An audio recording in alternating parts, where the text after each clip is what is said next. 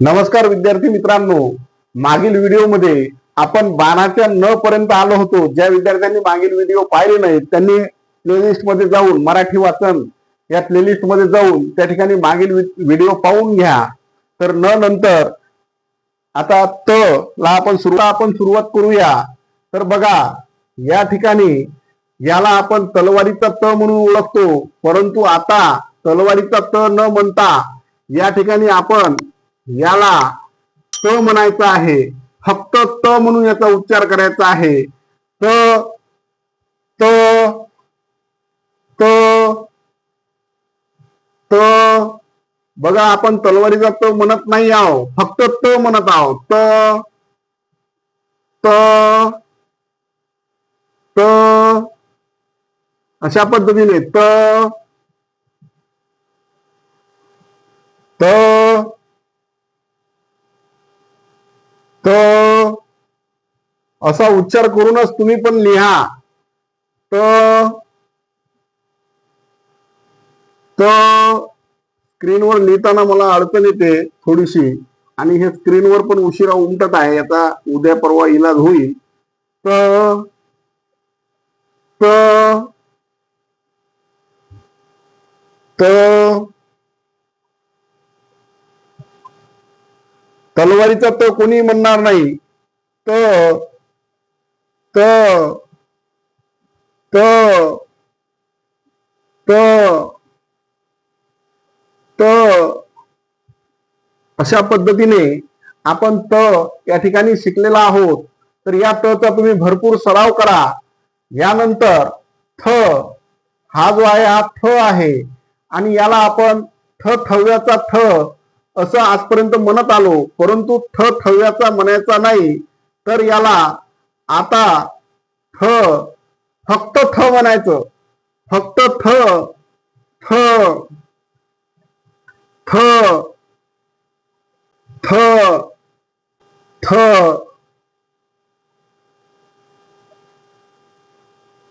थ थ थ थव्याचा थ बिलकुल आता कोणी म्हणणार नाही. स्क्रीन थोडी हँग होत आहे, त्यामुळे लिहिताना खूप अडचण येत आहे. उद्या या संदर्भात अर्जंट काम करावं लागेल, कारण जर हे असं व्हिडिओ बनवले तर अडचण येऊ शकते. जर अक्षरही नाही निघत आहे. थ उद्यापासून तुम्हाला क्लिअर व्हिडिओ भेटतील. लवकरात लवकर लिहितानाचे व्हिडिओ तुम्हाला मिळून जातील.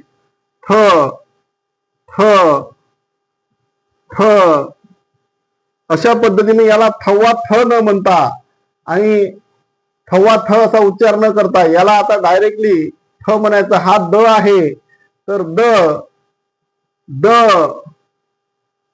द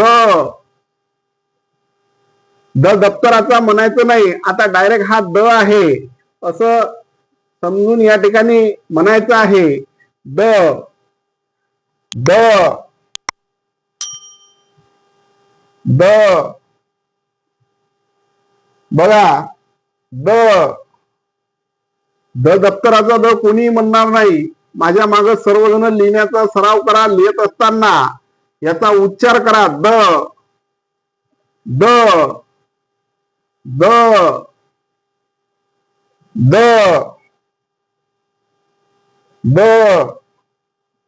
द दप्तराचा कोणीही म्हणायचं नाही. याला द म्हणायचं. द द द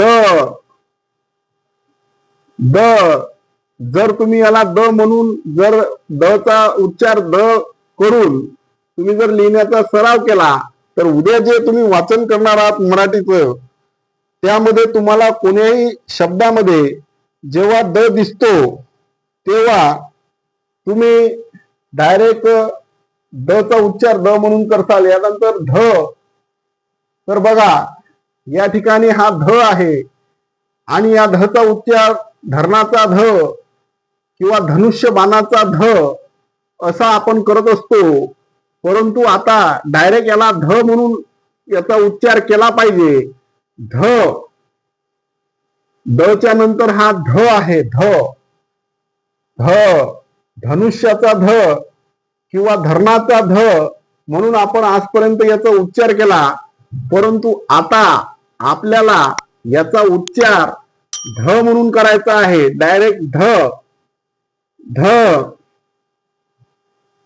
ध ध ध ध ध ध ध ध ध ध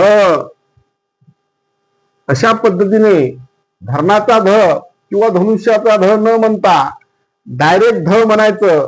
याच्यानंतर मी तुम्हाला मागं न शिकवला होता मागच्या व्हिडिओत, तो बाणाचा न होता आणि हा नळाचा न म्हणून आपण याचा उच्चार केलेला आहे.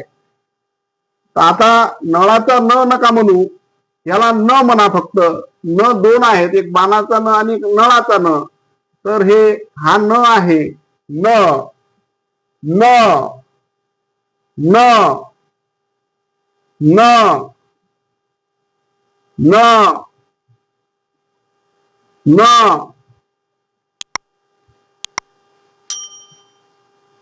हा न थोडासा उशिरा उमटून राहिला. न न न न न न कोणीही नळाचा न म्हणू नका. आता न म्हणा डायरेक्ट. न न न न न न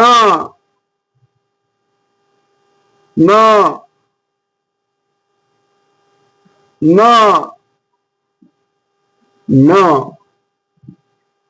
अशा पद्धतीने न चा सराव सुद्धा आपण या ठिकाणी केलेला आहे. तुम्ही सुद्धा व्हिडिओच्या डिस्क्रिप्शन मध्ये जाऊन त्या ठिकाणी पीडीएफ डाउनलोड करा आणि पीडीएफ डाउनलोड करून तुम्ही अ पासून तर ज्ञ पर्यंत सर्वच अक्षरांचा त्या ठिकाणी सराव केला पाहिजे. त्यानंतर केवळ एक अक्षरच नाही तर जोडाक्षरापर्यंतचा सर्व सरावाची पीडीएफ त्या ठिकाणी आहे. मी पुढच्या व्हिडिओमध्ये तुम्हाला पीडीएफ सुद्धा दाखवणार आहोत. तर आता आपण न पर्यंत आलेला आहोत. पुढच्या व्हिडिओमध्ये राहिलेले सर्व व्यंजनांचे व्हिडिओ आपण घेऊन येणार आहोत. तर तुम्ही या चॅनलला सबस्क्राईब करा, लाईक करा आणि कॉमेंट्स करा. धन्यवाद.